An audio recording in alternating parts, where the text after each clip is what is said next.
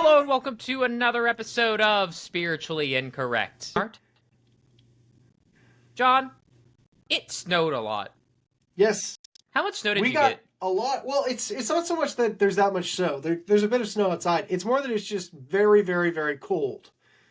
So I was driving back. I was on a ski trip, and it was warmer on top of the mountain than it is outside my house today. wow, you just bring the frigidity with you. Yeah, but that's the thing. It was cold, but it wasn't this cold. So I don't know where it came from. What smite from God we did. I see the transition there. God, yes. Yeah, sure. That was totally intentional. Well, what are we talking about today? Today we're going to go through the arguments for the existence of God and one argument against the existence of God. And just because it's such a popular thing right now, we're going to make a tier list of them on how good we think those arguments are. Now, if you think that like the Christian faith or just belief in God in general is just a matter completely of faith, well then, wonderful. But there are arguments for the existence of God. There are things out there that people point to say, hey, look, this seems to give us evidence to show with logic, reason, evidence, that sort of stuff, that God does in fact exist. He's left his fingerprints on the world. Gross. Did you say gross? No, baby. Yeah, you did. That's the Almighty God. Watch yourself, punk. You're borderline blasphemy. So I'm excited about this episode. Yeah, I don't know what else to say. We're gonna solve it once and for all, people. We're gonna prove definitively whether God exists or not. All of the philosophers over thousands of years have merely been but a preparation for this conversation and this hour on this podcast. We're gonna solve it, everybody. You're welcome. Wonderful. You're welcome, humanity. So what are we starting with, John? Which argument should we start with? There's a bunch of different arguments for the existence of God, but let's start with the cosmological argument, which looks at the origins of the universe and tries to say God did it. Why don't you walk us through the argument, Seth? Well, there's many different versions of the cosmological argument. Cosmological arguments are just any arguments that say somehow by looking at the cosmos, the origin of it, we can therefore discern that God is the, in a sense, font, origin, creator, whatever word you want to use, for the universe, for the cosmos. Okay, go ahead. The one we're going to look at, I think specifically, is the Kalam cosmological argument, which is made famous by a guy called William Lane Craig. I'm sure many of our listeners will have heard of him. He kind of revitalized this argument, and it points to the fact that, well, if the universe had a beginning, it had to have, in a sense, a beginner, because things that have beginnings usually have causes. So if we, apply that logic to the fact of the Big Bang, the fact that the universe can't run on forever because of the second law of thermodynamics, a lot of things are appealed to here, then it seems to point in the direction that God was the creator of the universe. But Seth, why can't there just be another universe before this universe? Why can't it be an infinite series, an infinite regression of universes that have always existed? Well, my hypothetical interlocutor, speaking through the voice of John, the reason it couldn't be an infinite series of universes is because those universes appealing from one to the next, to the next, to the next, just gets you into an infinite regress. And philosophers tend to frown upon infinite regresses because the concept of infinity really creates a lot of problems. So for instance, what's infinity minus infinity? You can get any answer you want from that. You can create all these sorts of paradoxes. So for instance, if John is half as fast as me, that's about right. If John's about half as fast as me, if we had a race and the race went on for infinite amount of time, then we'd both have traveled the same distance, which doesn't make any sense. As time goes on, I would get further and further ahead. So eventually at point infinite, how all of a sudden have we run the same because distance? I've run an infinite distance and you've run an infinite distance, even though I'm going half as much as you. Thus, paradox. Yeah. And so infinity doesn't make sense. So the universe can't have existed for an infinite period of time, on and on and on and on in the past. Yeah, these are highly simplified versions of these arguments. There's book-length treatments of this, very academic and stuff. But John and I, who have read quite a bit of the literature, John, where do you want to put this? Well, let's develop it just a few more steps before we evaluate it. Let me ask, Seth, as your hypothetical interlocutor, why can the universe not have existed an infinite period of time in the past, but God doesn't have the same problem? I mean, if God is another cause, well, who caused God? Why doesn't that create the same infinite regression? Well, you got two questions there. Why is the problem of infinite not with God? And normally you'd say that God either had a timeless state, is timeless, so you don't actually get an infinite time backward, or you say that, well, God existed in time, though really the infinites are only about some sort of actions that are done. It's only whenever you start cutting and dividing time up that you get these sorts of problems into divisible points of action. This gets into really the weeds, but the idea is that theism can somehow avoid the problem of an infinite regress because of God's state. Because if you think about God, you can actually have states of being where God doesn't actually create an infinite regress, whether it's timeless or in time. Blah, blah, So blah, everything blah, blah. within time Now, needs a cause of its existence. And the universe is within time, so it needs a cause of its existence. But God is outside of time, looking down on the chessboard, and so doesn't need a cause because he never began to exist because he's outside of time. Yeah, that's one way. Or you could say God exists in a sort of metaphysical time that can't be broken up into even parts. Therefore, you can actually avoid these. That gets really that's from people like Alan Paget, Richard Swinburne, Garrett the Weiss. They argue that way. But basically, theism seems to have the resources to avoid this, and that's the argument. Now, you had a second question. I forgot what it was. I don't remember either. Wonderful. So on that lovely note, no, that wasn't it. So on that lovely note, John, what sort of criteria? How are we judging these arguments? Well, I guess we have to ask: do we think the argument is valid? Like, does it work? Is it a persuasive argument that's logical, that's thought through, that's consistent? And what other criteria would there be, Seth? Yeah, I think one is, does it work? Two, is it convincing? Okay. Which sound like they should be one and the same, but they're not. The first one is, are they logically consistent with themselves? Do the premises lead to the conclusion? That sort of thing. Well, it's not just valid. I think, are they sound? Like, is this convincing? Like, or not, I'm sorry. Well, not just are they valid, but are they sound? Like, does this logically follow, and are the premises evidenced well? Do we have good reasons for believing the premises? So that's one thing, but you can have that and still people be like, yeah, I don't know. I might not have a response, but it seems like tricks being pulled on me. It doesn't seem that convincing. It doesn't evoke belief. So it might be logically airtight, philosophically a great argument, but when it actually comes to the point of apologetics, which, you're actually supposed to convince people of this, might not actually work. I think when we get to the ontological argument, I think that's the epitome of one argument where you see the divide. It works, but nobody cares. Yeah. Yeah, it's kind of like you just feel like someone's pulling a trick on you. So on the scale of great argument to the ontological argument, how do we put this on the scale of how good it is at convincing people? I think a lot of people are convinced by the cosmological argument. There seems to be a sort of intuitive sense of, oh, well, the universe began to exist, the Big Bang, so therefore someone must have made it go bang, set the firework on fire and made it pop. There's people seem to, I've talked to a number of people who've been convinced because of the cosmological argument, but I don't know how valid it is. I don't actually think it works as an argument. People might be persuaded by it, but I don't think it works.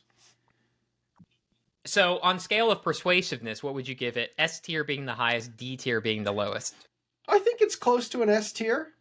There's a lot of people find this one pretty persuasive. Would you agree? So it goes S tier, A tier, B tier, C tier, D tier. For some reason, these tier lists, S is always on top. Otherwise, it's just your standard grading rubric.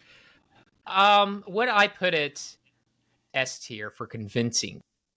No, I would put it maybe A tier. Okay. So it's... But... What's with the letters? Can't we do like a numbering system, like 1 to 10? No, definitely not. We're keeping the tier list. All right. This precedes us. Just as the cosmos does, it precedes us. On a Chris's tier, like from Chris Pratt to like Chris Pine and you rank the Chris's. It seems like you put Chris Pratt at the bottom. Yeah, I put Chris Pratt at the bottom there. See, this won't work because mine's the inverse. I don't like Chris Pine. Okay, well, agree to infinitely disagree. So. Yeah. Name one good movie Chris Pine's in. The first Star Trek. Are you kidding me? Awful. The second Disgusting. Princess Bride. You're really stretching here. You're really. All right. This all is right. tough. S tier, A tier, B tier. All right, fine, whatever. Okay, so you're S tier and I'm B tier as far as persuasiveness. What about how good of an argument as philosophically? Philosophically, I'm not convinced by the cosmological argument at all. And I mean, I get into this in my first book, Monotheism, available on Amazon. Self-promotion. Boo. Self-promotion. Monotheism. Boo. I get into this in my book, and basically I say that, okay, God doesn't have to be caused by something before God because God's outside of time. I get that. But if God is outside of time, how can God begin to create the universe? How can a timeless entity begin to create time? Because as soon as you say begin, you've brought time back into the equation. And so in order to get around God needing a cause of God's existence, you needed to make God timeless. But in so doing, you made God impotent to begin to cause anything at all, because God can't begin to do anything. He's timeless. And so I've never been convinced by the cosmological argument. But at the same time, you then ultimately bring it back around to use it to argue for God's existence. So you just end up having a version of it. Well, it's a very different version of it, but I don't know if I would categorize it as a cosmological argument. But I think, I don't think this is as big a problem. I think the people like Swinburne, Paget have solved it. This is where John and I disagree. How would you solve it? When it comes to... Sorry, go ahead. How would I solve it? I don't want to get into the details of that. Go read Alan Paget's book if you're curious.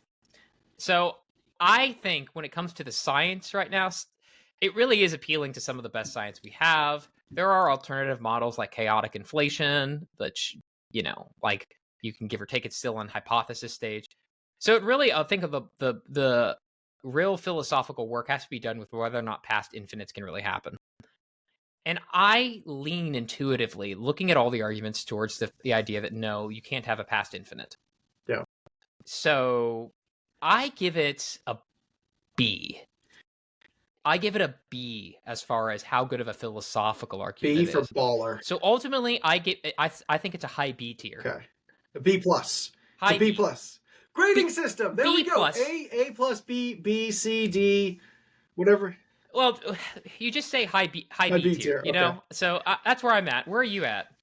I'm probably at a... I don't know even what the system we're doing is. I put it at a C. Really? You think it's an S tier convincing-wise? Yeah, I think... But, and a D tier for, like, logic and stuff? I just think that as soon as you try to explain why God is a better explanation than any other, it just falls apart. So... I mean, I believe God created the universe, but I don't think the argument from the cosmological argument gets you there. So overall, both in convincingness and philosophically, it's D for you. No, I said convincingness. I think it's higher. Okay, so put them together. So I'm saying mine's a C. Mine's a B tier for this tiered lettering system doesn't work. I can't do this. I don't think our audience can do it either. Can we just grade it with A's to A, B, C, D, or E? That's what we're doing. No, you said S, A, B. Yeah, S is the only difference, though. S, A, B, C. D, yeah. How is that so? This is literally, there's like a million of these, and like everyone uses them. Cut out all of this. S, A, B, C, D. All right. I would say that I think the cosmological argument's probably an A or a B for persuasiveness, and I would say it's a C for its philosophical validity. Okay. We went from S to A to B. So can we agree to put it like upper B tier? Sure. There we go. Okay. We have to come to some sort of agreement. All right. The system must be obeyed. B tier, but on the upper end of it. Okay. What's next, John? Well, we have the teleological argument, or you might know it as the design argument. And the design argument comes in many different forms that all are basically along the lines of The universe as we see it around us is too complex, too intricate, too perfectly woven together, whether in the very laws of the universe or in the details of it. It looks like it must be the handiwork of some designer who knew what they were doing and intelligently designed it. Yeah, so you'll probably know this from like arguments from creationism, arguments from intelligent design.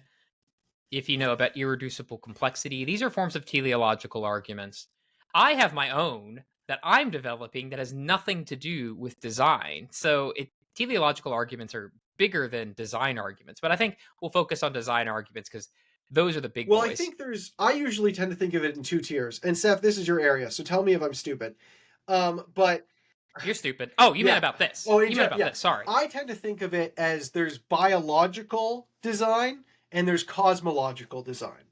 So biological design is everything Seth just said. You know, you're looking at the cell and saying this is very complex. You got mitochondria and all these other things. You're looking at different species and how complex they are. You're looking at things like the eye. And I know the eye argument's been thrown out. But basically, you're looking at biology and saying this is really complex. This couldn't have just happened on its own. But the other type of design argument's more of a cosmological design argument.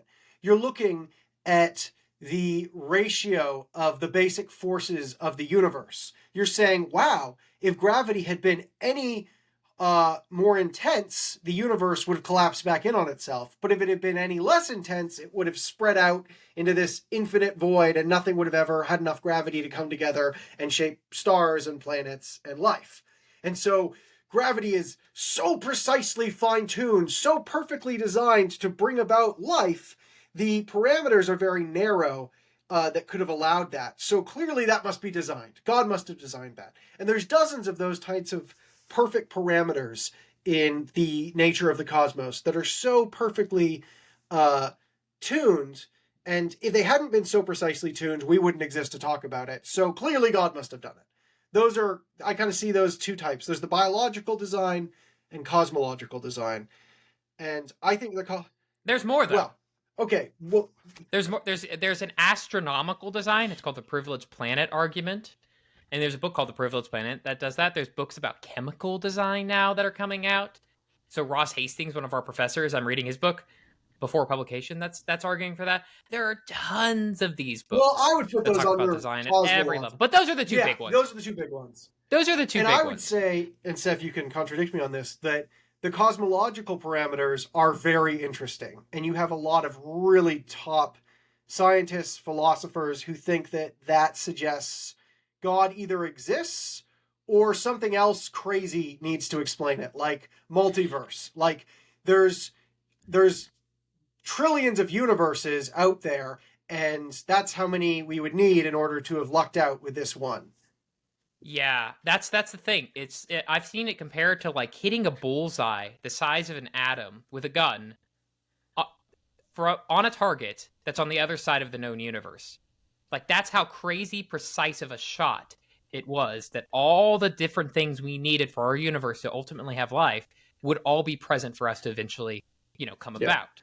It's so ridiculously fine-tuned for the presence of life that really the two options are multiverse, that there's an infinite number of universes out there with all these different parameters that eventually one's going to have all these things, right? And we, of course, just happen to be in that one.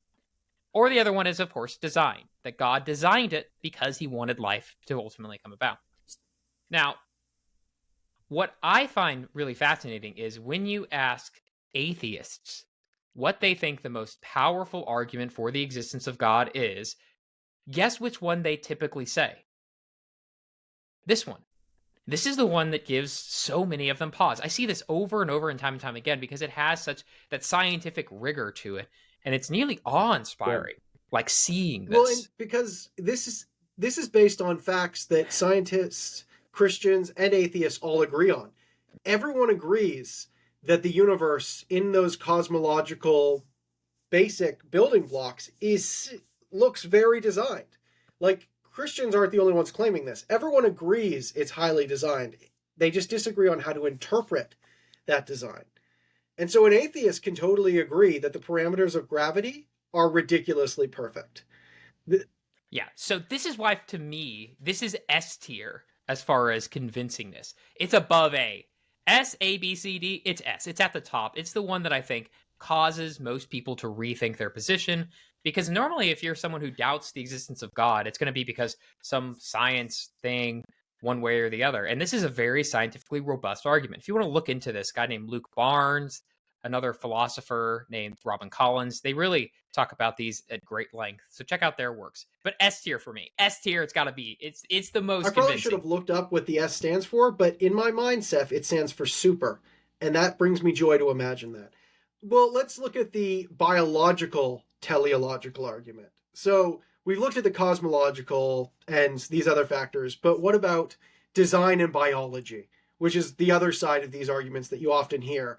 Those tend to be a lot more dismissed in mainstream academia and by atheists. Why is that? It's just because that there's a counter argument to it. It does seem that you have a mechanism to account for that, which you don't have when it comes to universes, very clearly. And I can't even really, in theory, imagine something like that at the universe level. There was an idea that maybe Big Bangs uh, could come about from the formation of black holes, that these are somehow sprouting new universes, and that those somehow there's a natural selection factor going into that. That's been thrown out. So I just it really does seem like the reason biological design is thrown out, whereas cosmological design is sort of kind of within the mainstream still, is because of the presence of evolution and how much people think evolution has going forward in terms of evidence. How convinced are you by that, or do you want to? Well, we haven't gotten past cosmological Let's focus on that one, because that one takes up more real estate, I think, today. Yeah, I think it's less controversial in terms of the science. Yeah, so I put it at S tier. I would probably agree. I would agree. I would agree.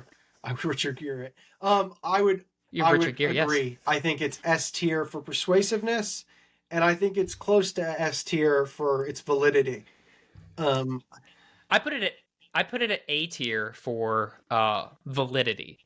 I don't know if we can ever truly rule out multiverse. I think there's really good responses to it, to the idea that it's multiverse explains, but you never know.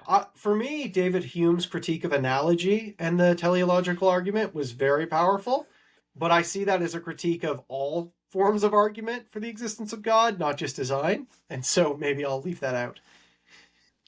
Yeah, and especially because Hume at the end of that still thinks, there's probably still a God. So even he didn't think his own argument was that convincing. Now, like, we're getting into weeds. So are we going to go S tier or A tier? Weeds, what do you children. want? No weed. No weed. I'd say A tier. I think you're right. It's. I know. I'm okay. Are we going to have an S tier then? Let's be nice and give it an S tier. Well, why don't we do it in between? It's an AS. It's an ass tier. As I said, as that's getting I didn't say the other thing. I said as. I very clearly said as. If you back it up and replay the tape, if you back it up to as, I said as, not the other thing. I think we get S tier. Okay, S tier. Come on, give me this one. Okay, right. S tier. All right, go ahead. Well, I think the next argument, moving beyond teleology and design, is the moral argument.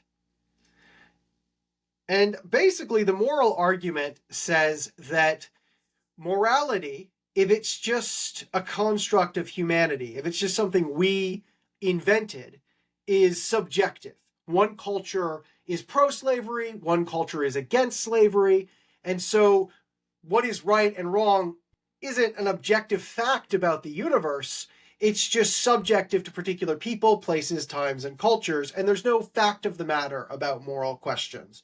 One culture says love, another culture says something else, and it's just all subjective.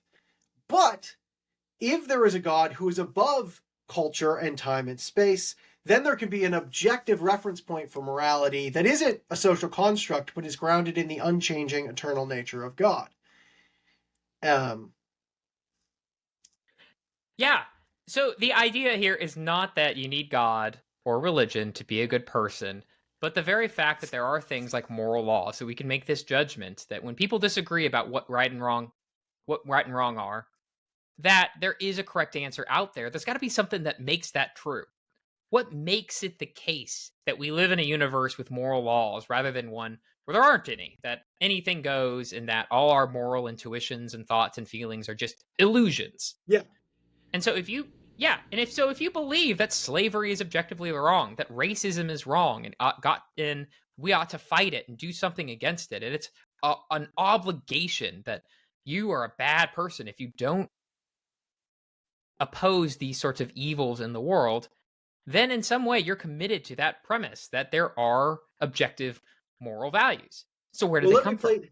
Why aren't we just like fish? No one cares, so to speak, whenever microbes die away. There's not a rightness or wrongness. Why are humans different? We're also just a collection of molecules. What makes us different? Let's tease this one out a bit by playing devil's advocate. But Seth, we don't need the Bible to tell us what's right and wrong. People knew that murder was wrong before the Bible told them so.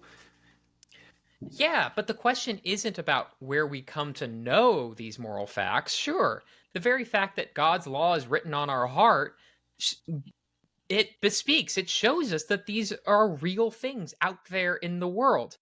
But if everything that exists is just a bunch of molecules in motion, where do these moral laws come from? So the question isn't where we come to know them. The question is, what are these moral laws and how did they come to impose themselves on us and demand of us certain actions? Okay, but if God has to invent moral laws, Seth, then isn't God just inventing them in the same way that humans and human cultures and times are inventing them? Wouldn't that make them just as Yeah. invented and subjective as our moralities? Yeah, this is a question that goes all the way back to Plato because he asked this. Are these moral laws good because the gods will them, or do the gods will them because they are morally good? Of course, he used the gods, right? Because he's, talking in ancient Greece. But the same question applies to Christians. Does God will that murder is wrong because it is evil, or is it evil because God willed it? In the first case, then God is just responding to moral laws that are outside of him, so God can't be the source of these moral laws. But in the second case, it just seems totally arbitrary. If God willed one, he could have willed the other. God could have made it to where love is evil and murder and hatred are okay. And so the solution is that God has a nature. God has an aspect of his being, who he is, which is loving, kind, generous, merciful, just, etc., etc., etc. And that is the foundation for moral laws, the nature of God. God didn't choose his own nature. He just simply is this So way. God didn't choose to say, hey, I've decided today that y'all should love each other. I've decided that's good. Rather, God is love itself, eternally, absolutely, unchangeably, forever and for always. And so love is the eternal foundation of existence itself. God is love, and love is unchangeably, always and forever, the way that we should and ought to be, regardless of what culture and time and different individuals happen to think about it. Love is unchangeably, eternally, timelessly God and good. Yeah. Yeah, so that's essentially the argument that if you believe in a purely naturalistic world where everything is just matter in motion, atoms in motion, where are these moral laws for? Where are they grounded at? Where do they come from? It just seems ridiculous to think that we as human beings have some sort of immaterial laws that impose themselves on us and us alone. Yeah. Well, I think I've always found this is a hard concept to understand. I've always found it helpful to tell different stories of the foundations of morality. I think in the religious story, God is love. God is goodness, eternally, unchangeably so. God, love and goodness exist before the universe itself. Then God creates the universe. God brings about the universe, eventually brings about species and intelligent creatures such as ourselves, and implants within us these pre-existent eternal morals and goods. And so we have these written on our hearts and we know them. The alternative atheistic story is that before the universe existed, there was no love, there was no right or wrong or morality. There was just nothing. Or perhaps there was another natural universe, but morality didn't exist. An uncaring, unfeeling universe. Hard, cold, amoral. Think of outer space and the emptiness of that dark, meaningless abyss. Something like that. And there's no love or eternal value or anything like that. And then slowly the universe begins, and then eventually stars form the elements, and you get planets, and then you get evolution, and you get humans. And in the midst of that evolutionary process, you might have a ancestral predecessor of humans, some sort of monkey-like ape creature, who's not exactly our ancestor, but a common. Anyways, and if you played nice with the other creatures, the other apes, the other monkeys, or whatever, then you would naturally tend to survive and reproduce, because the more you work together in teams, the more you're likely to survive. Whereas the loner is going to die off because they don't have other people to back them up. And so social values and being nice to each other slowly get programmed into the DNA of the species, and then eventually this gets passed on until you get our evolutionary thing. But if the evolutionary process had been different, we could have totally ended up differently. There's that wasp that Darwin talks about that has evolved to plant itself inside of another creature, and then its babies eat the creature from the inside out. The caterpillar, yeah. And so if we'd evolved that way, then eating each other out from the inside, that came out wrong, would have been the evolutionary moral way to go about things, because we would have evolved to think that. And so if this is the origins of morality, then it's by definition subjective and created and socially. It's just a byproduct of evolution. It's an illusion that helped us to survive in the past, but it's nothing more than that. The idea that we should be fair and not enslave people is just because our monkey ancestors, because they were cooperative, survived better. But it's not like it's appealing to some real principle law out there that objectively it's wrong. It's just a product of how our brain works. Yeah, and this is where we get to cry Hitler, and it almost be valid for once. The part of the Nazi idea was to take control of evolution and bring about the master race, removing those who didn't fit into their definition of a perfect humanity, removing the sick, the disabled, and their view of the homosexuals, Jews, and everyone that didn't fit into their vision of ideal humanity. And had they succeeded and taken over evolution and killed off everybody who disagreed with them to the point that the species no longer had any of this, then it would be hard to say what they did was wrong, because humanity would have evolved to agree with everything they did. Okay, so we've described this in we've described this in quite a bit of detail. So now let's get to the nitty-gritty. This argument has kind of fallen on hard times in the philosophy of religion. Not a lot of people still defend this. They think there are atheistic alternatives, blah, blah, blah. So that makes this one a little bit more peculiar. I am unconvinced, because one of the arguments an atheist might say is, well, why can't we just say that certain moral values like justice, mercy, and those sorts of things just exist abstractly? This is sometimes called Platonic moral realism or something like that, which is just a total disjustice to what Plato actually meant. So I just don't think that a lot of philosophers even recognize what Platonism really is. They use the same problem when they talk about like abstract objects and stuff, but that's a different issue.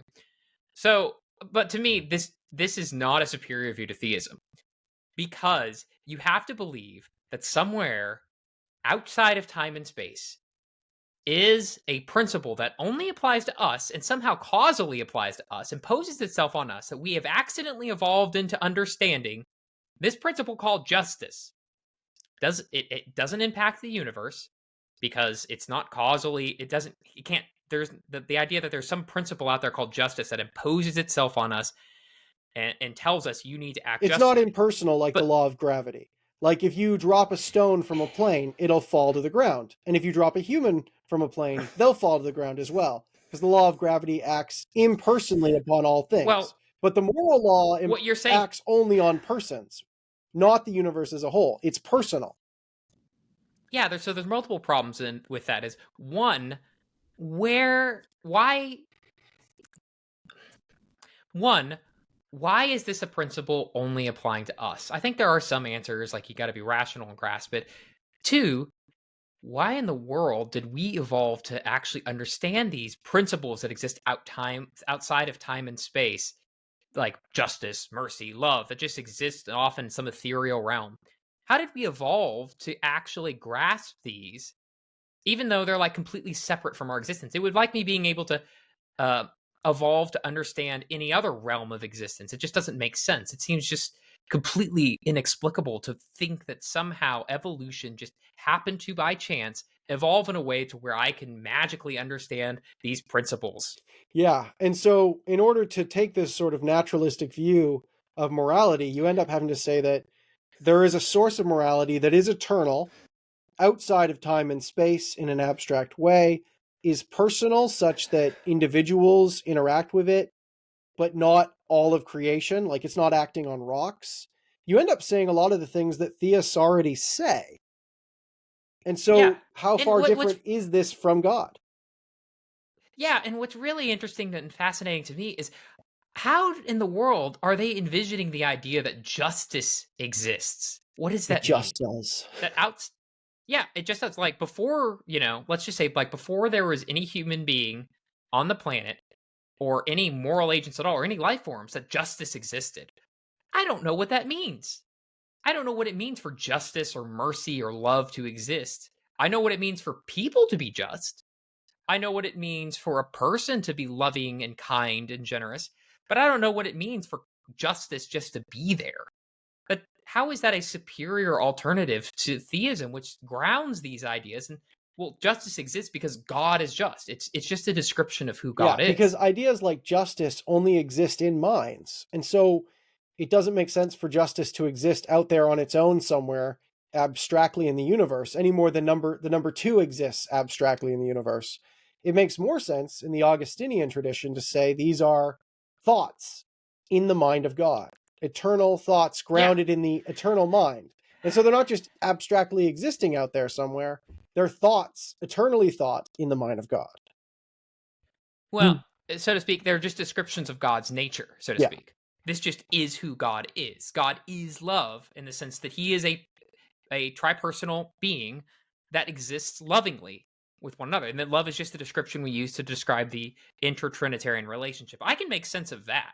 That makes sense to me. It doesn't make sense to me to say, before the universe was, love existed. What? And Like that there's no concept I can attach to yeah, that. and I mean, you could say that, but the more you start to flesh that out, the more you realize it already sounds like theism, because Yeah, there's an exactly. eternal love that exists before the universe, which interacts with individual persons on a personal level, but not the whole universe as a whole, that is Yeah. transcendent, that can be felt, even though it's invisible, you can't see it. I mean, you're basically describing God. So you don't have to call it Yeah. God, but you're giving it all the same attributes. So as it stands, so most people would put this on a D tier moral list. I've seen other people do these apologetic arguments, and they usually put the moral argument low, and they never have good reasons for it, including theists. I've seen them put this argument pretty low. They've kind of given up on this argument, and I think it's hogwash too. As far as it goes, I put this argument convincing wise. I put it A tier because when people really begin to reflect on this, and because everyone seems to have something that they consider really deeply, strongly, morally wrong, abhorrent, it just seems pretty obvious that there is an absolute right and wrong out there, and that we're beholden to I it. So I would put it higher, but I do know people who just bite the bullet and say, yeah, this is all just an I illusion. think you're right. I think this is very persuasive if people sit with it for a long time. I think this one has a Yeah. really slow burn where someone hears it the first time, thinks that's stupid, hears it a second time, thinks that's stupid. A year or two later thinks, oh, that's interesting, but I'm not persuaded. 3 years later is like, oh, that's a problem. Like, oh, God, if God is dead, Nietzsche was right. Like, that's Anything's everything's permitted. permitted. And then five, Well, that's yeah, Dostoevsky, but yeah. Dostoevsky. And then 5 years after that is like, well, maybe this means God exists. I don't think it's the elevator pitch. It doesn't work quickly in an elevator pitch. This is I need to flesh this out over many conversations, over many years, persuasive. But I think once you do that, I don't know any, I think it's the most persuasive, personally. Yeah. Oh, so you put it S tier then? Maybe A tier because persuasive is very subjective to how convinced people are. But Yes. long term, I think it's very persuasive.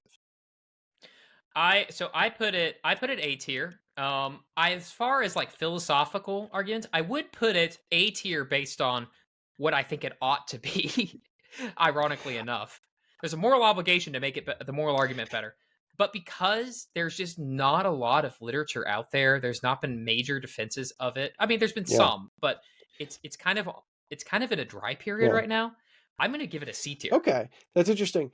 I think there's two ways to reject the moral argument. One that I think's honorable and I can understand. The other that I think's just false. The first way is to say that nihilism is just the case. Like there are no right and wrong moral values. These are illusions. And yeah, they don't have any higher meaning. They aren't grounded in an eternal, unchanging, transcendent source. They're just social constructs and evolutionary byproducts. And I don't agree with that, but I can respect that. That's an honest, Sure. open position that's willing to bite the bullet and admit, okay, God's dead. That means something, and it does suck, but I'm going to bite that bullet, and I'm going to admit that it sucks and just deal with it. The other alternative is to pretend that God's death doesn't mean anything, and we can still go on believing that right and wrong have the same meaning they used to have in a religious world. And we can almost abstract those from their original religious context. And I think that's sort of secular humanism. We got rid of God, but we're going to pretend as if that didn't change everything. And I have a lot of trouble respecting that because to me, that is just living an illusion and that's being dishonest. Personally, that's where I'm at. Okay. So where are you grading this? You already said A tier So for convincingness. I would put this at So I where are you would put grading this this at A logically? tier. Here, well, I'm building Really? to it. A lot of people would take the nihilistic route to just say that's why I'm not convinced because yes, morality points to God, but maybe I can just reject that there's an objective morality. And I think my issue with that is that people assume that morality isn't part of their lived experience and that science can sort of do without that. But if you're going to reject your very basic experience of right and wrong, because it is very basic, I would argue it's properly basic. I would argue that for most of us, our experience of right and wrong and the universe is meaningful is as epistemically convincing as our experience that the physical world is real. I would put those on par. My experience of Sure. the moral universe as having meaning is more profound, more convincing than my convincedness that this table is here. And so I don't care if science has found a way to try to dismiss the existence of the moral universe because science is only grounded and justified on the same basic parameters as the moral experience is itself. Like I So would say, we might therefore, I think the moral argument is very valid and doesn't need to appeal to the sciences to justify itself. so we might have a genuine point of disagreement because I would put it B tier overall. Yeah, I would put it. Overall, it's B tier for me. But it sounds like overall it's A It's tier for it's you. A tier for me. For me, this is really the heart of it. I wake up in the morning and I'm like, I either exist in a nihilistic universe or I exist in a meaningful universe where God is in it. And the nihilistic one is consistent and coherent, but it's just not indicative of my actual experience of the world. So Okay. I'm not going to reject that. So we don't. So we have an S tier. We have a B tier. I will concede and put this one in A All tier. right. That way we have a nice symmetry, perfectly balanced as all things should You're be. annoyed with me for continuing to blabber on about this. You're like, just rank it, Jonathan, and move on. Rank it. We've got so many to go We only through. have one Okay, more. next one. We got more than Okay. that. So we have the ontological argument. That's what I want to talk about. All right, you explain what that is. So the ontological argument is called an a priori argument because whereas the other arguments that we've talked about, they always appeal to something out there in the world. Whether it's the fine-tuning of the universe, whether it's the beginning of the universe, whether it's our grasp of moral laws, those are things that point to something in the world. Whereas the ontological argument, it works more like a mathematical proof or a logical proof. Basically, the idea is that God is the greatest conceivable being, or a maximally great being. In some way, God is the best thing you could ever conceive of, the best thing that could ever be. Whether you believe God exists or not, that's just the concept of what we mean by God. Well, there are different versions of this, but the general intuition points in the direction of saying, well, if God is the greatest possible being, it's better to exist in the world in reality than rather to exist merely possibly or merely conceptually or might possibly exist. To exist really is greater than to exist purely within the mind or purely possibly. So There's different a versions again. king that actually exists in the world and can rule and dominate is greater than a king that just exists in a story tale. Right. So if you think God is, if you define God as the greatest possible being, the greatest conceivable being, however you want to define God, maximally great, and you say, well, then but he doesn't exist, then you're saying God is, I'm defining God as a maximally great being, but lacking a property that would make him greater, namely existence. So you've actually created a contradiction. You can't say at the same time, God, I'm defining God as the greatest possible being, and God does not exist, because existence makes you greater than it would have otherwise been. And since, as we know, contradictions can't happen unless you're Jonathan, go read his book I don't say Monotheism. they happen. I just Then, say that we can't. Okay, whatever. yeah, whatever. Let's not. Ugh. So, if you agree that contradictions are impossible, then you have to say that God exists. Now, how convinced are you of that? Well, I think most people are thinking they either they might have not understood. It feels like you got Yeah, it tricked. feels like it's a word game. Like, okay, you can't prove that God exists just from his definition, just from talking and using words. You have to, Why yeah, not? and uh, Why not? well, I would say you actually, I think you might be able to, and the reason I would say you might be able to is, how do you know that 2 + 2 doesn't equal 5? Do you have to go and check wherever there are 2 twigs next to 2 twigs that there's not 5 twigs? Do you have to actually go out and investigate and get your hands dirty and use your 5 senses to confirm that 2 and 2 twigs don't equal 5? No, because it's not an empirical scientific question that needs to be explored. Rather, you just know that by definition, 2 and 2 equals 4. It's an internal truth that's inherent to the structure of thought itself. And likewise, you could argue that if by definition God exists, by the very definition of what God is as the greatest possible being, uh, then we don't have to go out there and explore and look at evidence and see if God is actually real in the physical world. We can just know, by definition, by the nature of reason and logic itself, that God must exist. In the same way we can know that contradictions don't occur and 2 + 2 doesn't equal 5. Yeah. So this is not a very useful argument. I have known one person, and I'm shocked I know one person ever who's come to believe in God because of the Is it ontological Kirshner? argument. And the dude was just like a walking Is it computer. Kirshner? What? No, Christian didn't become a Oh, Christian okay. because of Sorry. that. You can cut this. Yeah. No. So the ontological argument, it's 1,000 years old. Every major Western philosopher, it seems like, has taken this seriously over the past 1,000 years. So it's got a nice philosophical tradition. You can't just throw it to the side. It's not But persuasive. how much?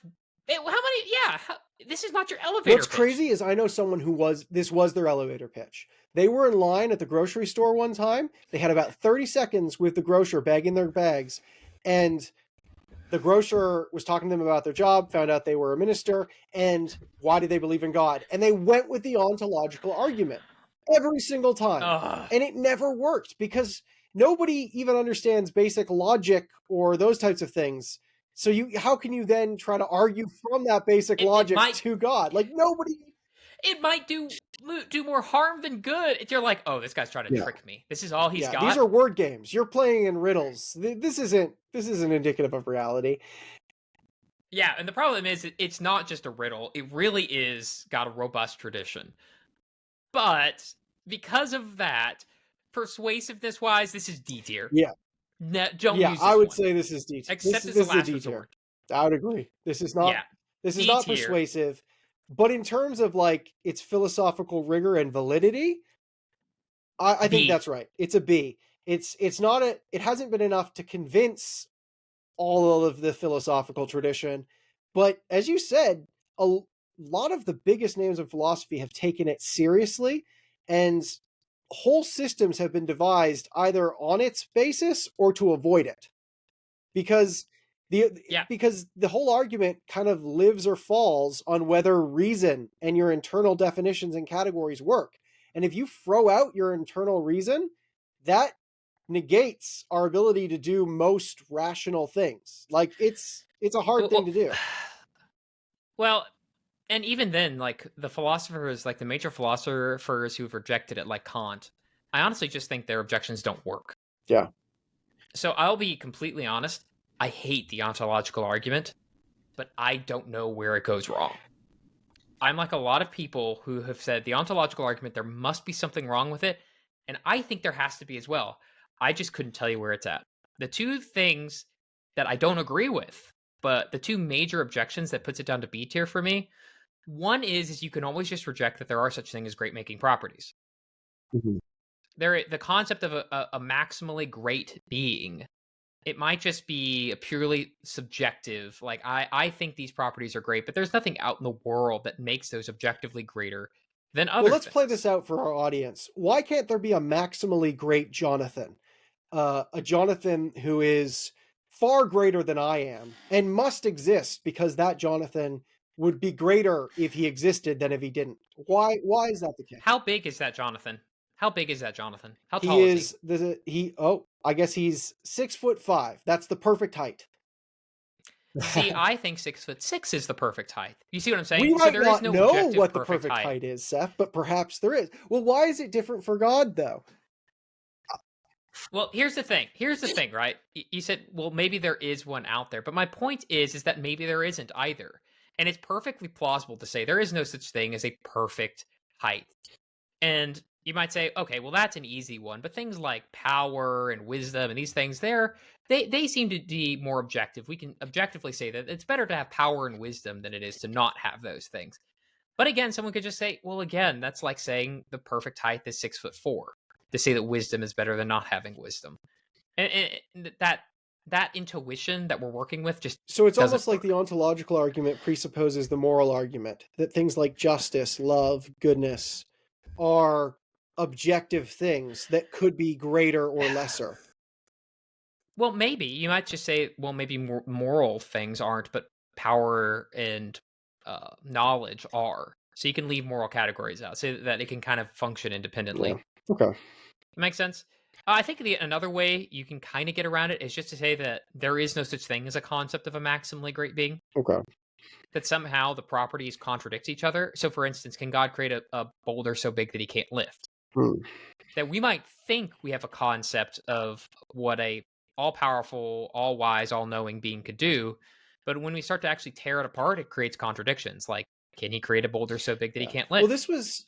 That would create so that it's actually God can't possibly this is exist. interesting. This reminds me of Descartes, Rene Descartes, the famous philosopher. I think, therefore, I am, who tried to do his own version of the ontological argument, where he said that we have this idea in our head of an infinite entity, and no finite thing would ever be equal to the idea in your mind. So it can't have been caused by a finite thing. It must have been caused by an infinite one.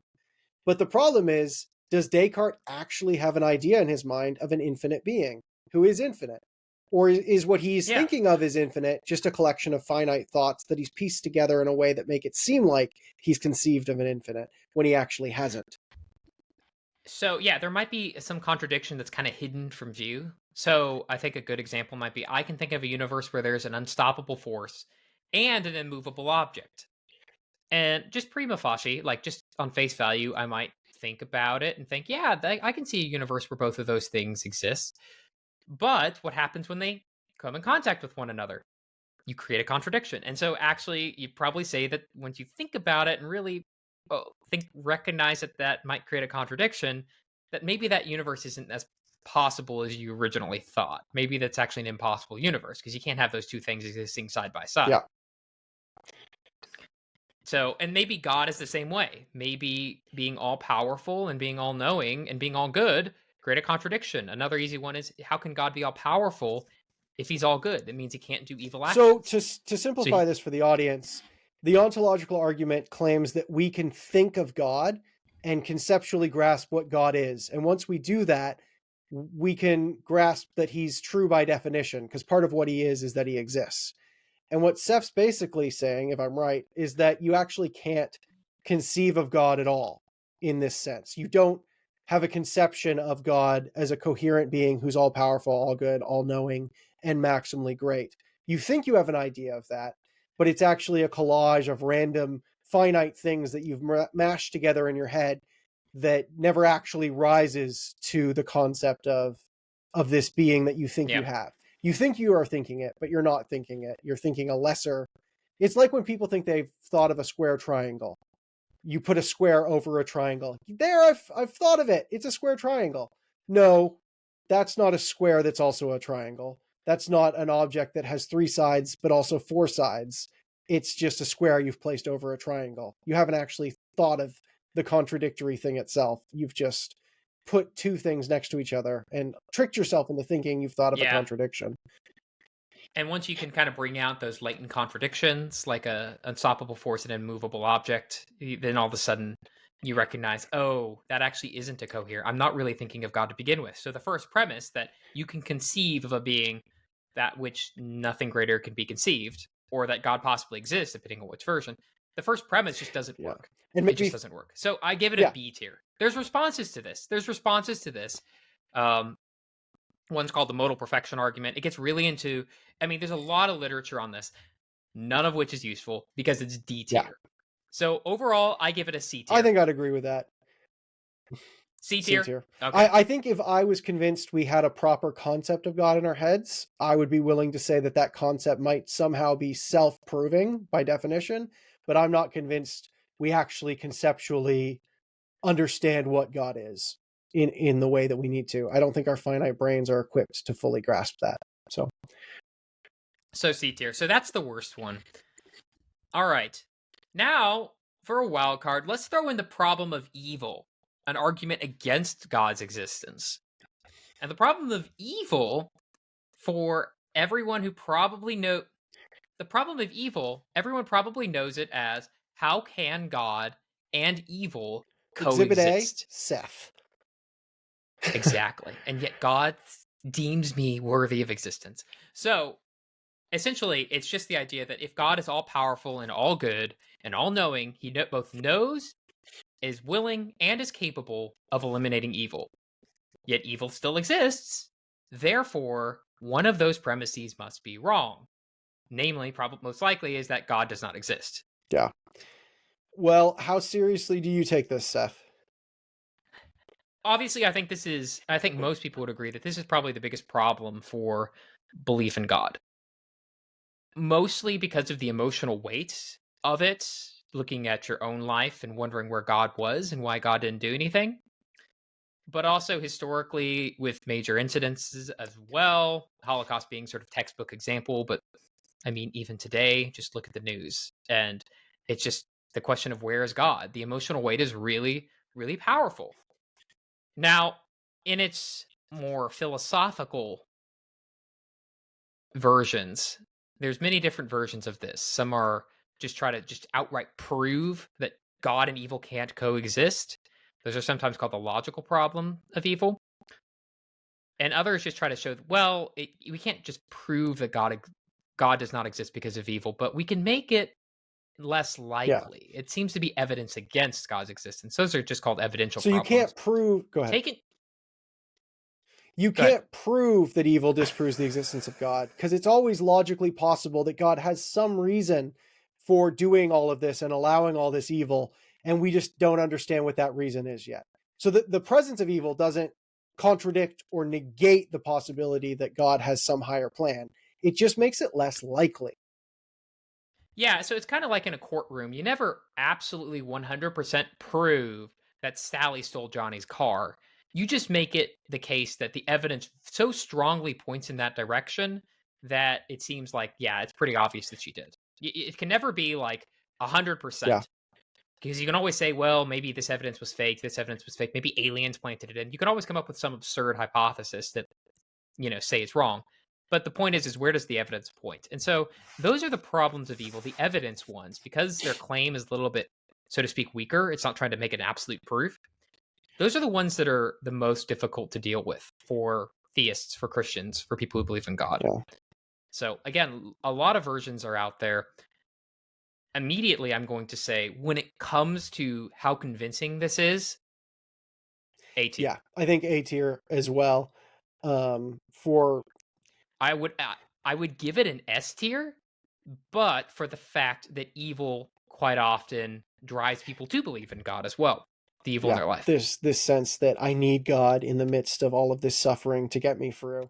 A lot of people don't even sense the presence of God when things are going fine. It's only when they're falling apart that they feel held up.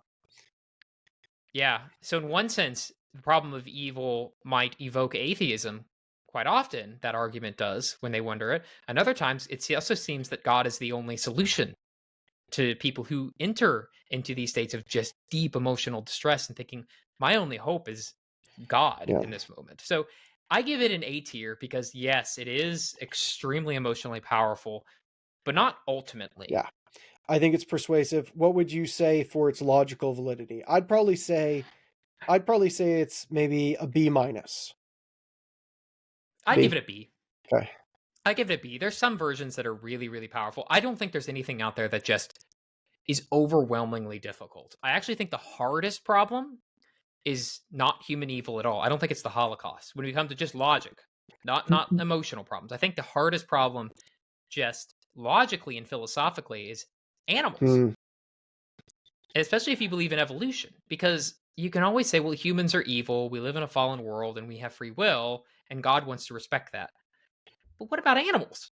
Animals aren't sinful. Like the innocent bunny rabbit that has to suffer and die and if you believe that happened over millions of years, and simply saying, well, because we sinned, we did that. Well, why is God punishing people for human sin?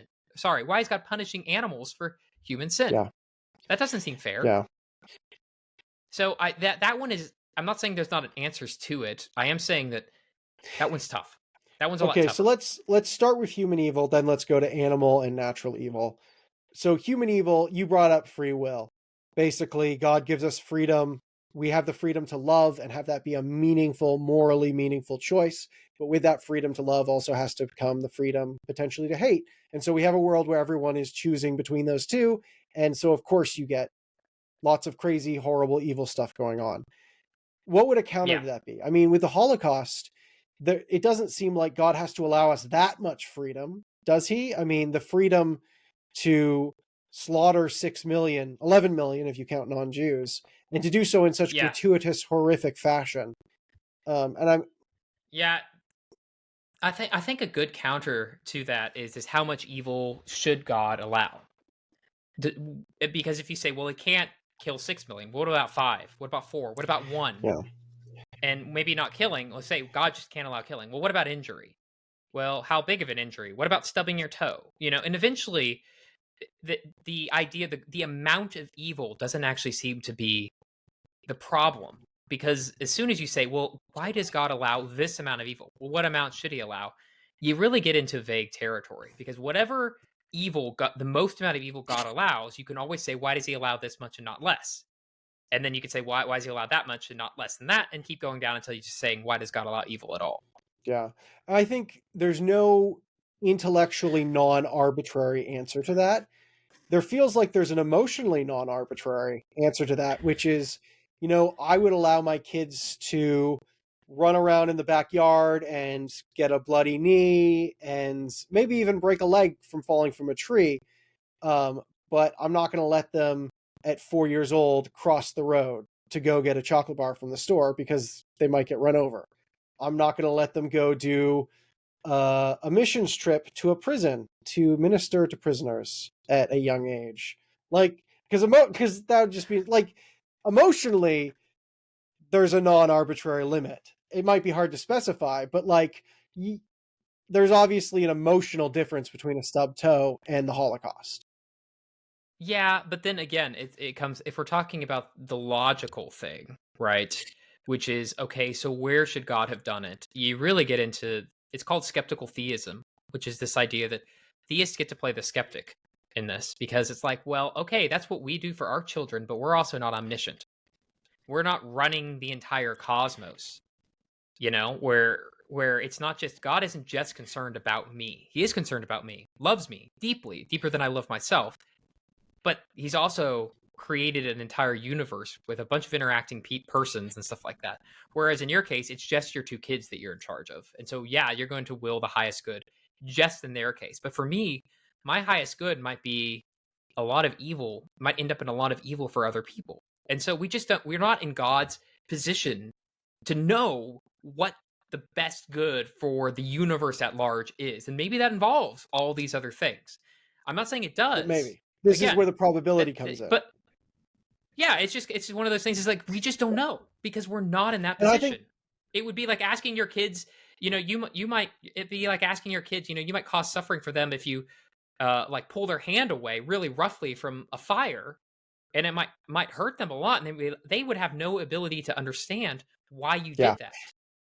But it's because you're in a different, higher cognitive position than them. You're smarter than them, that that, and they're not going to be able to understand. And I think that's a totally valid move to make, to appeal to mystery. I think every worldview at some point reduces to mystery. I think the thing is, and this is where the probability stuff comes in, the more that you reduce to mystery, the more you have to admit that the worldview starts to weaken itself. I think there's a sense in which every worldview appeals to mystery. The best worldview is probably the one that appeals to it least, or least often. So to speak, there's a difference between a known unknown and an unknown unknown. Okay, parse that out. So this is not my own. So a known unknown is like, okay, we know this thing exists. We also know why we don't understand it, right? So we know that there might be something outside the universe, and we understand that, why we can't get out there and do any sort of measurements and stuff. That's a known unknown. An unknown unknown is something that we don't even have the capacity to ask the question. We don't even know why we don't know. Yeah, we don't even know why we don't know. So a worldview that ends up just saying, you ask them the question, they're like, I don't know. That it gets closer to a sort of unknown unknown. Can't even know why we don't know the answer. But in the case of like, well, we're not in God's position, that makes a lot of sense. We wouldn't expect a flea to understand our knowledge, and yet I'm infinitely closer to a flea than I am to God. Yeah. So that makes sense to why we don't understand it. And so, yeah, I don't think those really weaken worldviews, because that's what you'd actually come to expect from a worldview. If I did have God's knowledge, that would be problematic. Yeah, so it's sort of like if my dad sneaks out one night and I ask, where are you going? And he says a bunch of stuff and I don't understand it because I'm 4. It's like, it makes sense that I don't understand it. I never know where my dad's going when I'm 4. He said some words and it sounded like maybe he was going to a work thing. But if you're 20 and your dad's sneaking out at the middle of the night and doesn't give you a clear answer, that is suspicious, because you should be able to get a good answer from him. Yeah, and so I think we're more in the former example than the latter. So it makes sense why we do not understand all of this. We just don't have the expertise. Makes sense why we don't make sense to do that. Why it doesn't make sense. So yeah, exactly. And so that's why I don't think it really weakens the worldview of theism. So pivoting away from human freedom and the ability to do sin and evil and do things like the Holocaust, natural evil, you were beginning to get into it with animals, and we could talk about disease, hurricanes, earthquakes, these types of things that have existed for millions of years, billions of years, before humans were here to freely choose whether to fall or not. What accounts for them? So, if you believe in evolution, or just an older, you do believe in that. But even if you believe in a young Earth, why does God subject penguins to death because of the sin of Adam and Eve? It's weird to think about, and sometimes it's a little awkward to talk about why God is like, you know what, penguins, you have to suffer too because of, continents away, some other species did something. That doesn't seem quite fair. So I think this is a problem no matter what you believe about the origin of the world. Mm-hmm. And this is where I appeal to, I have an article on this that I appeal to. I do still think we have to go with a free will defense. I do think that it's nearly freedom all the way down. I think that creatures are free. And I think that they have the capacity to follow different persuasions, whether God's persuasion on their heart or fallen angels, demonic forces on them. And I think that demonic forces are and have been acting in the world. And so when you put those two together, you sort of expand the free will defense out. I'm giving a very rough outline. I think it can make sense of all cases of evil, including natural The evil. whole creation is caught up in free will. Groaning in eager expectation for the sons of God to be revealed. It might be Why? a free will that's only analogous to ours, but of course our free will is probably only analogous to the angels or gods or whatever. So, yeah. Why are we waiting for the sons of God to be revealed? Because the rest of creation, which is subjected to sort of this toil and turmoil that Paul's talking about in Romans 8, it's being subjected to this. God allows this to happen ultimately to bring about the redemption of all the world. So I think the final element is why does God just create a universe like this to begin with? Why didn't God just refrain from creating? Because surely a universe with just God is more perfect than a universe filled with millions of death by cancer, disease, war, blah, blah, blah. Yeah. And the answer, I think, is that God is bringing something redemptive out of this. That as soon as you give purpose to suffering, it ceases to be suffering to an extent. I'd also say that there's a... Sorry, were you done? Well, I was going to say, it's kind of like childbirth. Childbirth is one of the most painful experiences a human can undergo. My wife's about to experience that in less than a month. It's incredibly painful, but very rarely is that used as an example in the case for the problem of evil. Why? Because it's so jam-packed with meaning that in some sense it doesn't even come to mind as an instance of why do I suffer when I give birth to a child, at least not first. So as soon as you give meaning to suffering, as soon as you give meaning to it, it ceases to have that sort of edge that makes us think God can't, in a sense, live in a world with this sort of suffering. Congratulations. Who's the father? Oh, thanks. I've never heard that one before. You're so original. No one has said that to me. So I think another element for here is that if you combine the moral argument with the problem of evil, you can very interestingly say, we can only admit that the Holocaust was evil and horrific and morally wrong if we admit that there is an objective, eternal, unchanging standard of the good. And so only if there is a God who is goodness and is love itself can we then claim that something like the Holocaust has fallen short of that standard. Yeah. And so horrific events, while they might make us question what God's doing, remind us that we live in a moral universe in which these evil things really are evil. The deaths of children in the Holocaust are not just meaningless parasites ceasing to exist in a hollow, dark universe where nothing matters and we're just atoms clashing together in a void. This really is objectively evil and objectively wrong because we live in a world where right and wrong have objective meanings. They're not just social constructs. They're not just evolutionary byproducts. Yeah. So where are we grading this? So I said A tier in persuasiveness because we got away from this, right? Where are we grading this? But I also think that, it's probably about, I don't know, B tier for philosophical sophistication. Yeah, I'd be willing to go there. It's okay, but it's not as if you can't overcome it. So yeah. I'd say B tier. It's definitely more persuasive than it is philosophically definitive. So upper B tier. So this will be our first repeat. We have 2 B tiers, cosmological and problem of evil. So there you have it. There you have 4 arguments for God's existence and 1 against, graded objectively and completely accurately by Jonathan and We've Seth. solved it. We've figured everything out. We've solved. It's interesting. You only listed 1 argument against the existence of God. Are there that many arguments against the existence of God? Not as many as there are 4. It feels like most of them tend to be reoccurrences of the problem of evil in some form or another. Yeah, the argument from God's silence. I mean, there's incoherency arguments that kind of we got into with ontological. Like maybe the concept of God is just incoherent. Yeah. So there's a few that are scattered about, but the big one really is the problem of evil. It does definitely feel like there's more arguments for the existence of God than against. That doesn't mean, therefore, God exists. But does the evidence point that way? We've solved it, Seth, so of course we know the answer.